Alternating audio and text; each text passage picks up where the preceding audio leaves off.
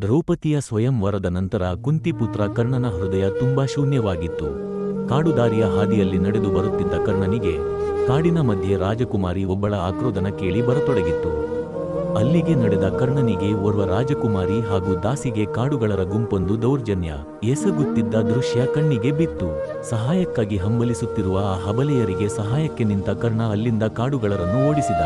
ಅಷ್ಟೊತ್ತಿಗಾಗಲೇ ಗಾಯಗೊಂಡಿರುವ ರಾಜಕುಮಾರಿಯ ಕುಶಲೋಪರಿಯನ್ನು ವಿಚಾರಿಸಲು ಹೋದ ಕರ್ಣನಿಗೆ ಹಿಂಬದಿಯಿಂದ ಬಂದ ಸೈನಿಕನೊಬ್ಬ ತಲೆಗೆ ಬಲವಾಗಿ ಹೊಡೆದಿದ್ದ. ಮೂರ್ಛಿತನಾದ ಕರ್ಣ ಸ್ವಲ್ಪ ಸಮಯದ ನಂತರ ಕಣ್ಣು ತೆರೆದ ಕರ್ಣನಿಗೆ ನಾನು ಎಲ್ಲಿದ್ದೇನೆ ಎನ್ನುವುದರ ಅರಿವು ಕೂಡ ಇರಲಿಲ್ಲ. ಅವನ ಎದುರು ಹೆಣ್ಣಿನ ಆಕೃತಿಯೊಂದು ನಿಂತಿದೆ. ಆಶ್ಚರ್ಯದಿಂದ ನೋಡಿದಾಗ ಅವಳು ಪದ್ಮಾವತಿ, ರಾಜ ರಥಸಾರಥಿಯ ಮಗಳು. ಕರ್ಣನಿಗೆ ಎಲ್ಲವನ್ನೂ ವಿವರಿಸಿದಳು.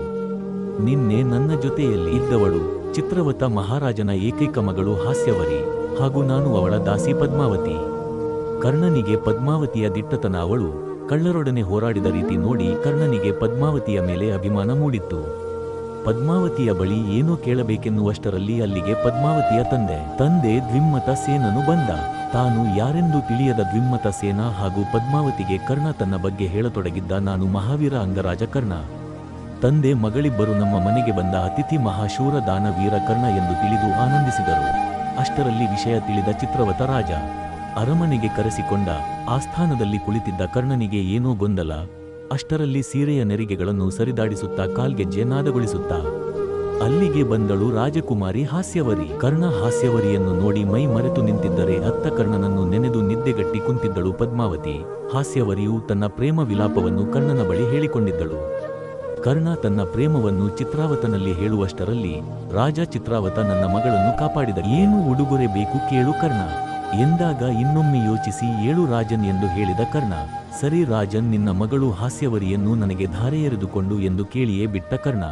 ರಾಜ ಚಿತ್ರವತನ ಕಣ್ಣಲ್ಲಿ ಕೋಪ. ಆದರೆ ಏನು ಮಾಡುವುದು, ಎದುರಿಗೆ ಇರುವುದು ಮಹಾವೀರ ಕರ್ಣ. ರಾಜ ಚಿತ್ರಾವತ, ಬೇಕಾದರೆ ನನ್ನ ಪ್ರಾಣವನ್ನು ಕೊಟ್ಟು ಬಿಡುವೆ, ಆದರೆ ಸೂತ ಪುತ್ರನಿಗೆ ಕನ್ಯೆಯನ್ನು ಕೊಡಲಾರೆ ಎಂದು ಹೇಳಿಬಿಟ್ಟ ರಾಜ.